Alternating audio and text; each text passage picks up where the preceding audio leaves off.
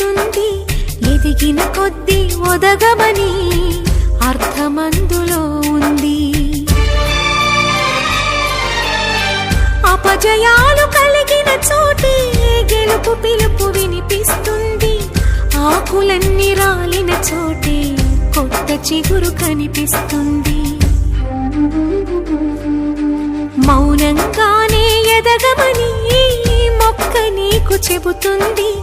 ఎదిగిన కొద్దీ ఒదగమని అర్థమందులో ఉంది. అపజయాలు కలిగిన చోటే గెలుపు పిలుపు వినిపిస్తుంది.